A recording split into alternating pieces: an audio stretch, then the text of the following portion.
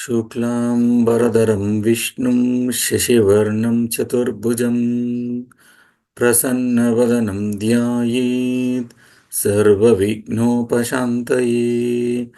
सरस्वती नमस्तुभ्यं वरदे कामरूपिणी विद्यारम्भं करिष्यामि सिद्धिर्भवतु मे सदा।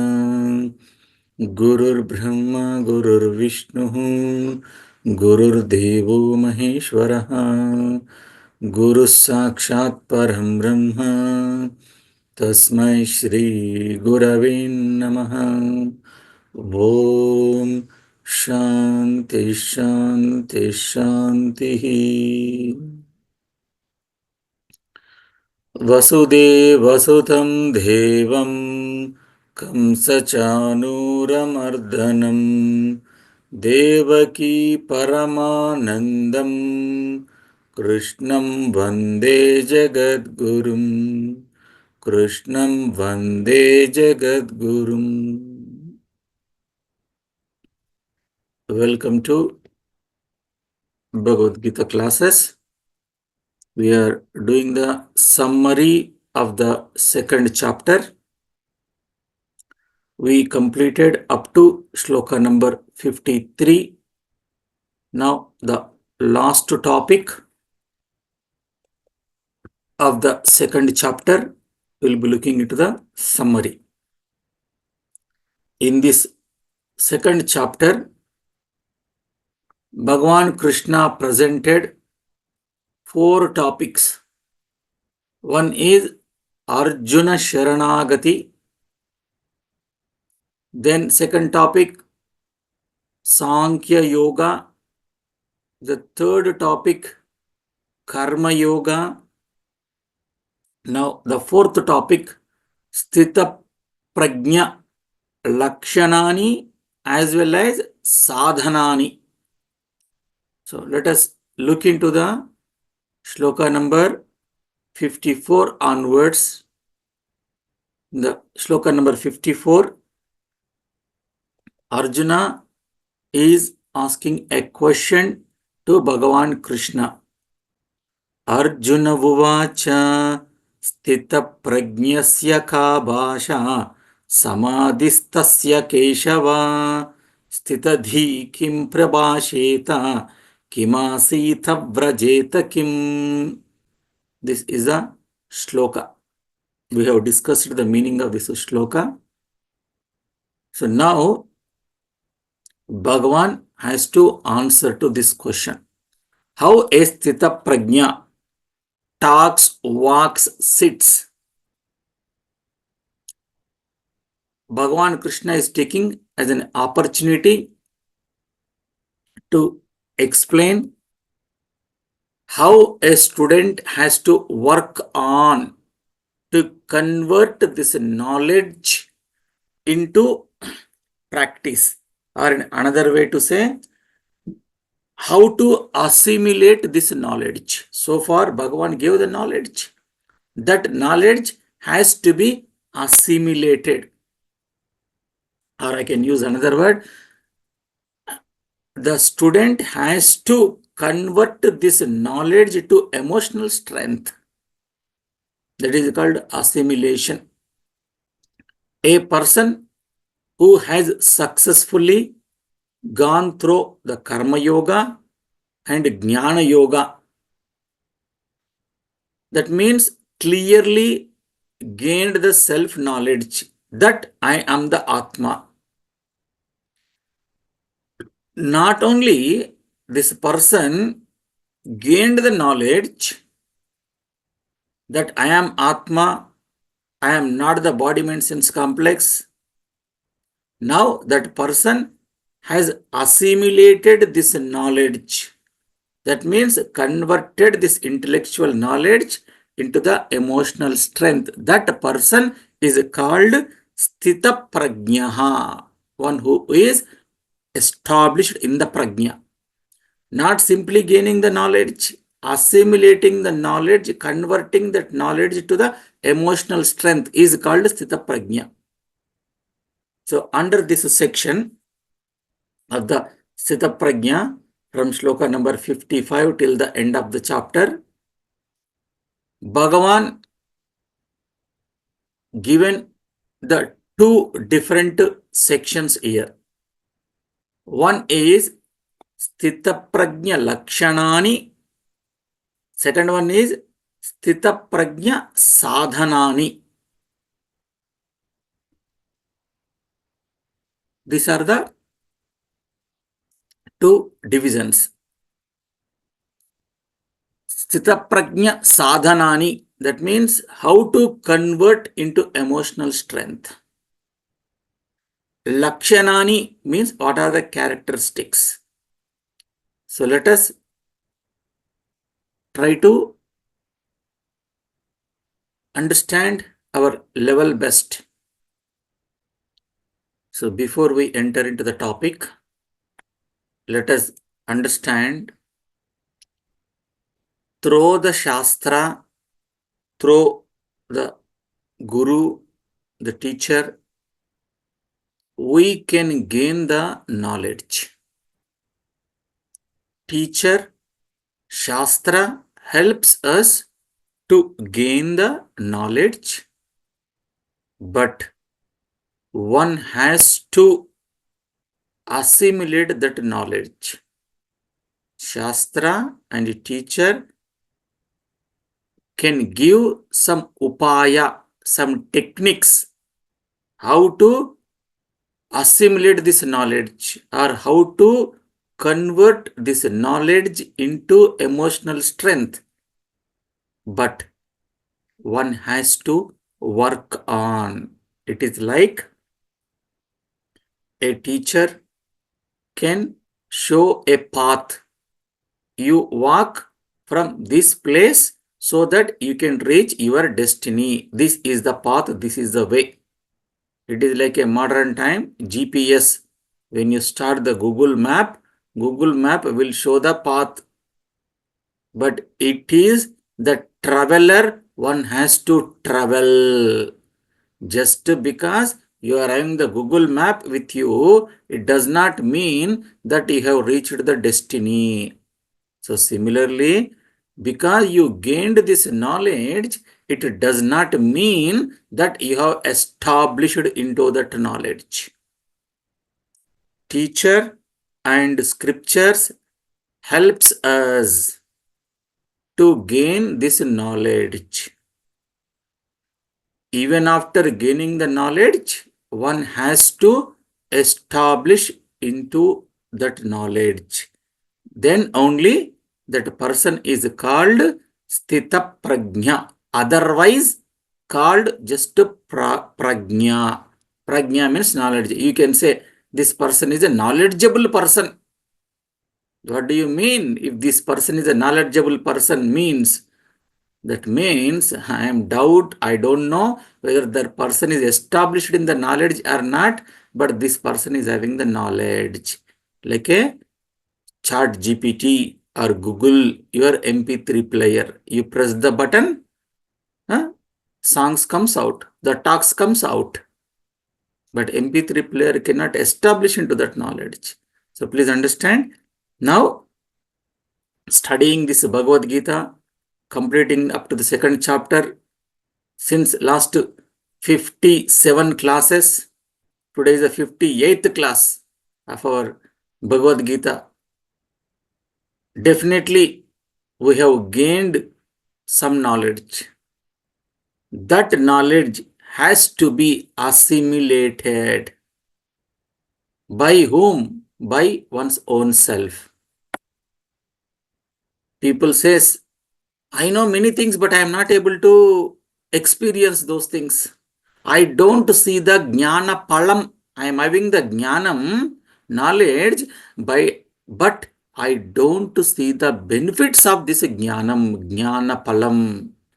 That means that person is not assimilated the knowledge. So in this section, Bhagavan gives some upaya, or I can say sadhanani. Sthita prajna sadhanani means converting that knowledge into emotional strength. So let us look into this topic. One is Sthita prajna sadhanani or Sthita prajna upayas. The second topic is Sthita prajna lakshanani. Let us take first Sthita prajna sadhanani. That means how to convert our knowledge into emotional strength. That is called within the bracket Sthita prajna sadhanani. Under this topic, Bhagavan Krishna is giving the three upayas or three sadhanas. What are those three sadhanas? Number one, Indriya Nigraha. Number one, Indriya Nigraha means the sense mastery. Mastery over the senses. Or you can write Dhamma, because we know the fourfold qualifications of the student: Viveka, Viraga, Shat Sampat, Mukshutva. Under the Shat Sampat, Shema, Dhamma, these are the two comes in the beginning. So, mastery over the senses, we can say Dhamma. Indriya Nigraha. But remember, don't suppress them. You should able to channelize them properly.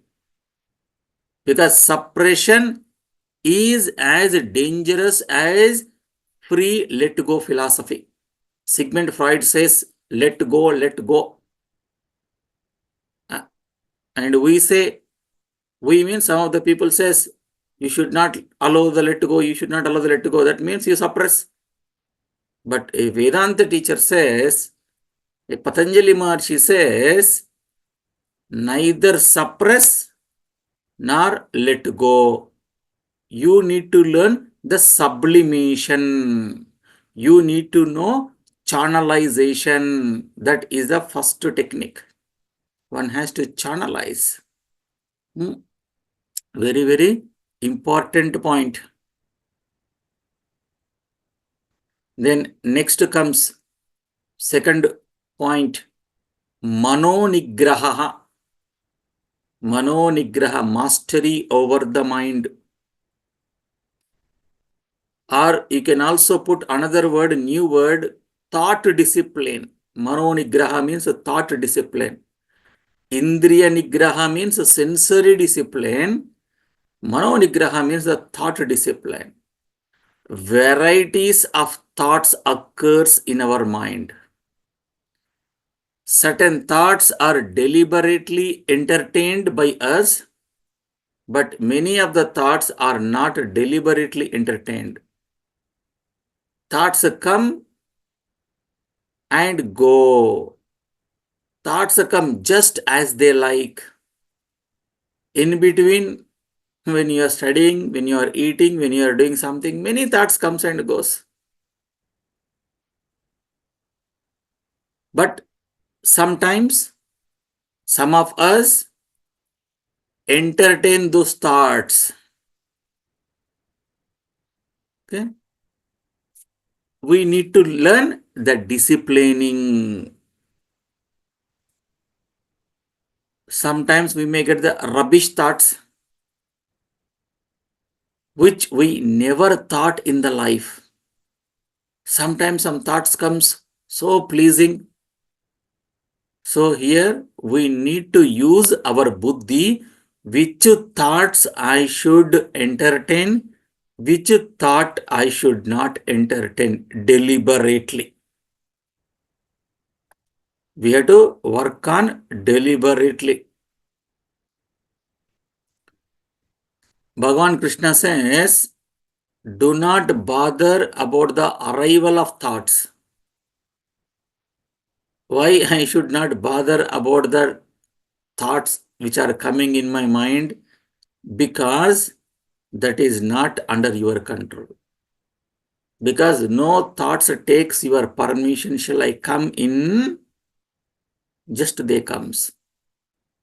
So don't worry. Whatever the thoughts are coming in your mind, don't worry.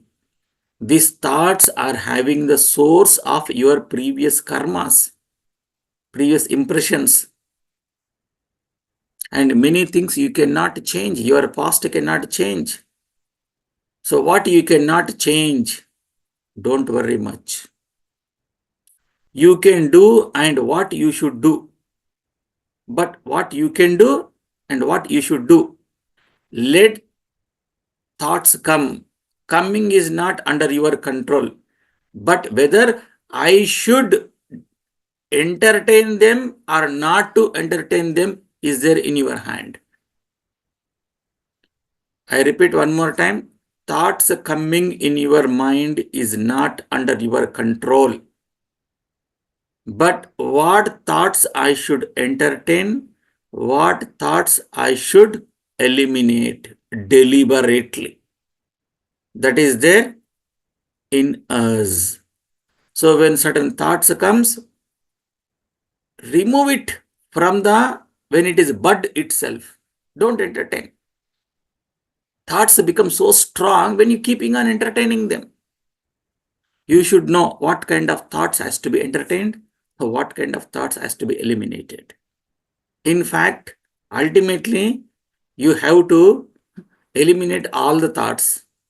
Then only you will get the tranquility, but not in the beginning. In the beginning, you eliminate all the unpleasant thoughts, disturbed thoughts, encourage the positive tranquility thoughts, which helps us to progress in our life. But finally, everything has to be eliminated. That is a point number 2. Then the third upaya, the third sadhana, or third discipline Bhagavan gives is nididhyasana. Nididhyasana means dwelling upon the teachings, whatever we have learned in these classes. Since last 57 classes, whatever we have learned up to the end of the second chapter, keep on repeatedly again and again dwell on those teachings. Refer your notes, contemplate on those notes when you are having the free time, or you take the free time for yourself and refer the notes and think about it. And sometime you can also share your thoughts with your friends and colleagues, whatever the wonderful thoughts you got it, whatever the things you have learned in the Bhagavad Gita, sharing with others also helps to contemplate more. Because when I am sharing with someone, that means I am focusing on the thoughts.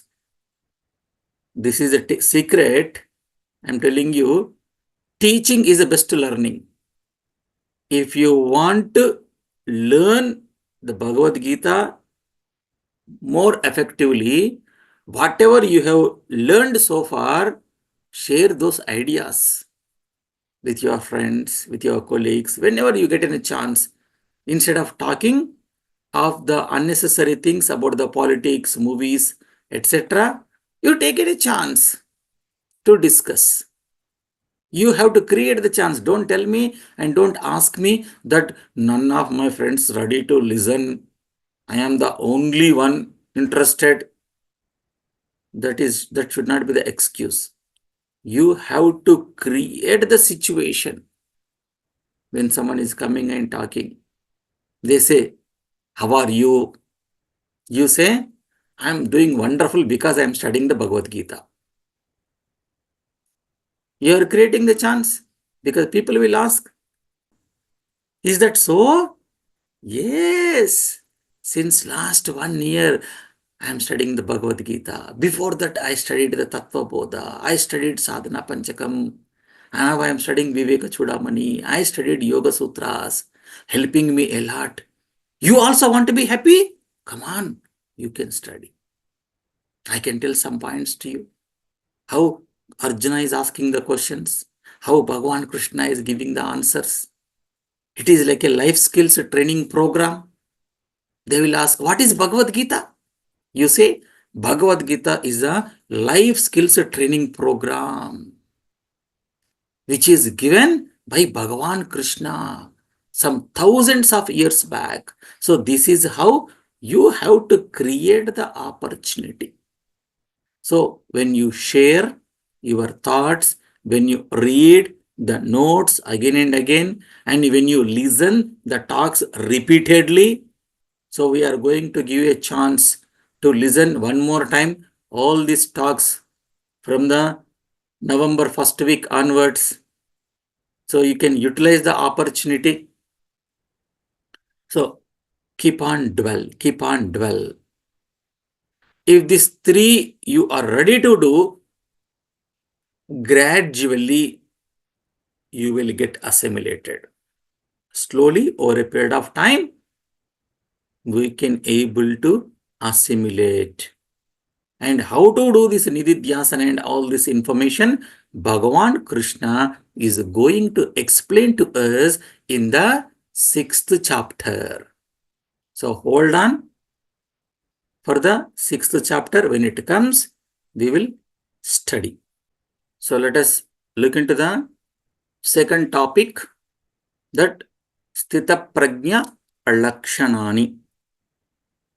In Bhagavad Gita, Bhagavan Sri Krishna given this Sthita Prajna Lakshanani at 3 different places. But let us take the points. Of course, all are important. I'm not saying that important points because all are important points. But let us discuss here the 2 points. Because as we are doing the summary of the chapter, so we will not go back to each and everything one more time. So hence, let us pick up the at least 2 points. So one is, which I prefer to take here, freedom from the binding desires. Desires will be there, but those desires are not going to bound us. That means freedom from binding desires. This knowledge, Lakshanas, the knowledge gives a mental fulfillment, a satisfaction that I do not have any binding desires. It does not mean a person don't have the desires. Person will have the desires, but we don't call them as a desires. We call them as a preferences. As a preferences. When I use the word preference, I prefer to have this one. That means even if it is not available, I am okay, I can manage. But when I say this is my desire, I want it, that means if I don't get, I am disturbed. If I don't get, I am disturbed. That is a desire, the binding desire. But when you use the preference, hey, if I get this one, it will be wonderful. This is my first preference. If that is not there, I can adjust. I can go with the other thing also. So, best way to say, this knowledge helps us to transform our desires to the preferences. This is my preference. This is my first priority. This is my second priority. This is my first preference. This is my second preference. If it is there, wonderful. If it is not there, still wonderful. So that means I am not going to get disturbed by these things. Hence, I can say all binding desires will go away. At the same time, that person is not going to miss anything in the life. Just priorities. Preferences are changing. What are the preferences? I would like to come online classes directly. First preference, offline. Coming and staying with the teacher and studying, I prefer. But because of the situations, okay, I can take the classes online. And because of some situations, okay, because of my work and other things, okay, I will go through the pre-recorded video. It's a preference. Just I am giving this example because you all are doing all these preferences, and so I brought this example here. So preference will not disturb, preferences will not bind the person. This is the first point. Then second point, Lakshana of the Siddha Prajna is samatva buddhi. Samatva buddhi. That means equanimity of the mind. That means the situation may be pleasant, may be unpleasant. The situation may be Shubha or may be Ashubha. These are the words used in the Bhagawad in the shloka number 57. Unpleasant situations, pleasant situation, whether success or failure, I am going to accept. I am going to enjoy. I enjoy samatvam in spite of up and downs in our life. So in spite of up and downs, pleasant and unpleasant situations in our life, we enjoy the samatvam. That means I constantly maintain the tranquility. A person of Sthita Prajna constantly maintain the tranquility. For that, Bhagavan Krishna gives an example. आपूर्यमाणमचलप्रतिष्ठं समुद्रमापप्रविशन्ति यद्वत् तद्वत् कामायं प्रविशन्ति सर्वे स शान्तिमाप्नोति न कामकामी. He gives an example of the ocean. We have discussed this shloka in the class. Just I am bringing that shloka here as an example. So,